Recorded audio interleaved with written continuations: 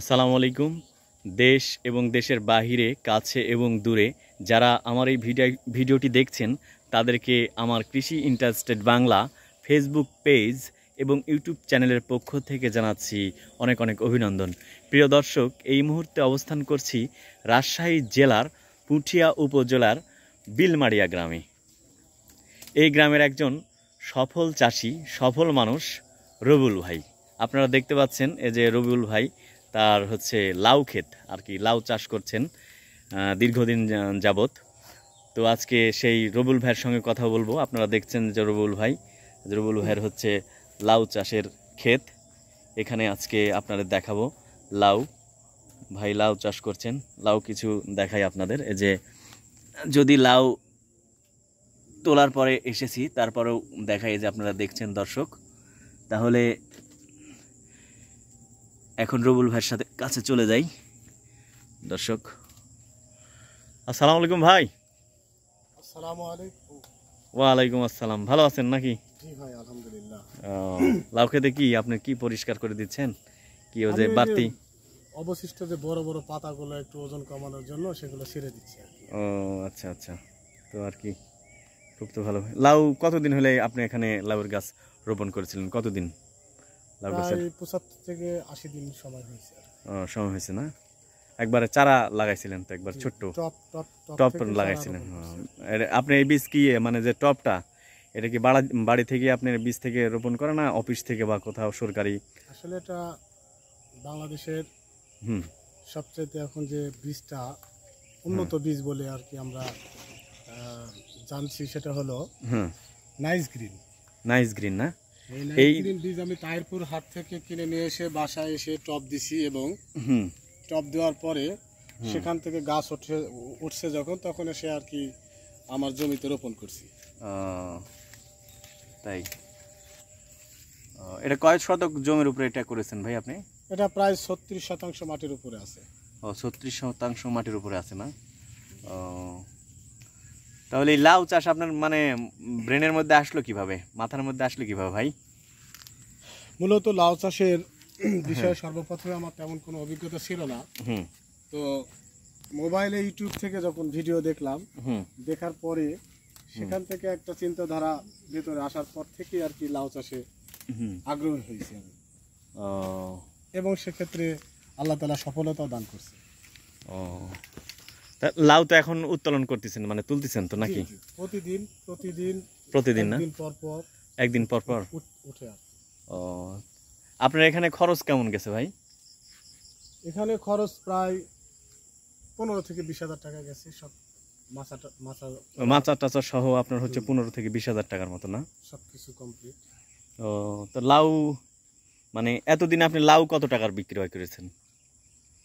আমার তো লাউ মূলত এখন সবচেয়ে বেশি ধরছে বা সময় আসছে বেশি ধরার মতো। তারপরে মোটামুটি 35 থেকে 40,000 টাকার মতো লাউ বিক্রি করছেন। আর আপনার খরচ গেছিল কত বললেন আপনি? 20 থেকে 25,000 টাকা। এই লাউ আপনার কতদিন যাবত আরো তুলবেন এরকম? আমি তো ভাবছি এখনো মাস দেড়েক তো উঠবেই অনায়াসে। মাস দেড়েক মানে একদিন পর পর আপনি কত টাকার লাউ বিক্রয় করতে পারেন এখান থেকে? আজকের বিল আসছে আপনার 4,000 টাকা। 4,000 টাকা না? একদিন পর পর যদি 4,000 টাকা করে হয় তাহলে মাসে হচ্ছে 15 দিন, তাহলে এক মাসে আপনার হচ্ছে 4-15 কত 60,000 টাকা। বা সুন্দর তো।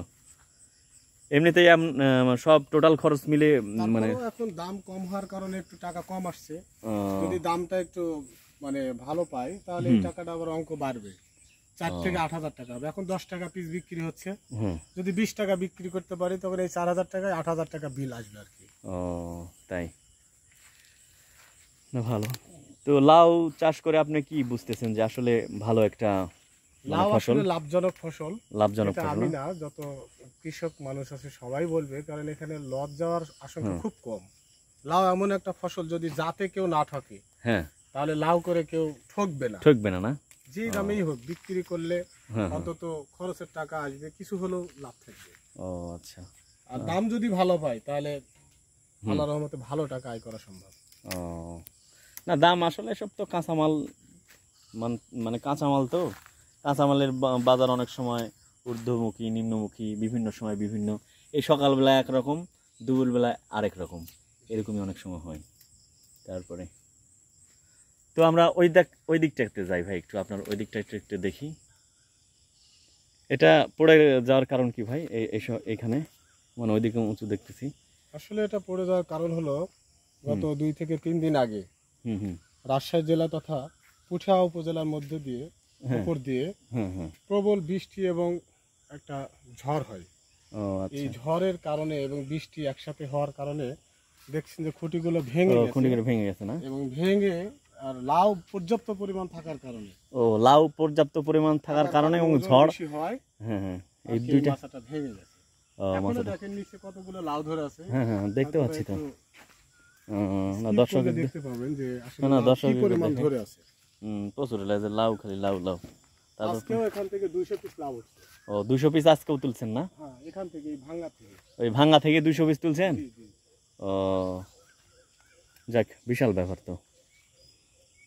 তো আপনি আসলে দর্শকে মানে লাউ চাষে উদ্বুদ্ধ করবেন, আপনার যে মানে আপনি তো করতেছেন আর কি, যেহেতু আমার এই চ্যানেলটি আসলে কৃষির উপরেই, তো দর্শকদের উদ্দেশ্যে কিছু আজকে লাউ চাষ সম্পর্কে কিছু বলবেন আর কি। উদ্দেশ্যে বলবো, আসলে লাউ চাষ করার যাদের ইচ্ছা আছে, যদি লাউ চাষ কেউ করে সেক্ষেত্রে লাভজনক হওয়াটাই লাভজনক হবেই, এটা সম্ভাবনা, এর ঠকার কোনো অপশন নাই, সম্ভাবনা খুব কম। যদি সে ভালোভাবে পরিচর্যা করতে পারে এবং জাত ভালো হয়, তাহলে জাতটা যদি সে সঠিক জাত নির্বাচন করতে পারে, লস হওয়ার কোনো সম্ভাবনাই নাই। আল্লাহর রহমতে সে লাভবান হবে। তাই তো আসলে আমরা বাংলাদেশে সবজির বিষয় যদি নিজেদেরকে আগায় নিতে যেতে চাই, সেক্ষেত্রে লাউ একটা লাভজনক ফসল। আমি সবার উদ্দেশ্যে এটাই বলবো যে চাইলেই সবাই লাউ চাষ করতে পারে, এটা লাভজনক একটা ফসল। না ঠিক আছে, আসলে তো মানে এখানে তো এমনি তো মানে বেশি খরচ বা এরকম তো কিছু নাই ভাই এতে। না অতিরিক্ত খুব বেশি খরচ এমন না, অতিরিক্ত অত খরচ নাই এখানে। খরচটা যাই হোক খুব অল্প দিনের মধ্যে এখানে টাকা আর্ন করা সম্ভব হয়। যাক ভালো, 40 থেকে 45 দিনের মধ্যে থেকে টাকা আসা শুরু হয়। মানে 40 থেকে 45 দিনের মধ্যেই মানে টাকা আসা শুরু হয় না ভাই? আজকে তো তুলছেন না লাউ ভাই? আগামীকাল মানে গ্যাপ দিবেন, তারপরের দিন আবার পরের দিনে উঠবে। আসলে যেদিন মানে তোলেন ওই দিন করলে আরো ভালো হতো, দর্শকও দেখতে পাইতো আসলে। লাউ ধরে থাকে।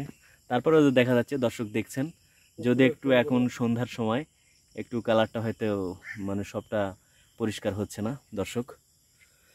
তো রবুল ভাই, তো ভালো থাকেন, ভালো থাকবেন। আজ এ পর্যন্তই। সেই দুর্গাপুর থেকে আমাদের এই পুঠা উপজেলা জিপাড়া ইউনিয়ন বিলমারিয়াতে আসছেন, আপনাকে অসংখ্য ধন্যবাদ। এবং আপনি আমার প্রাণের মানুষ, মনের মানুষ, আপনাকে ব্যক্তিগতভাবে অনেক ভালো লাগে, পছন্দ করি। আপনাকে অনেক অনেক ধন্যবাদ এবং কৃতজ্ঞতা জানাই যে আপনি আমার এই লাউ খেতে এত কষ্ট করে পরিশ্রম করে আসছেন। না কষ্ট কি, আপনার জন্য অনেক দোয়া এবং শুভকামনা রইল। আপনার জন্য শুভকামনা।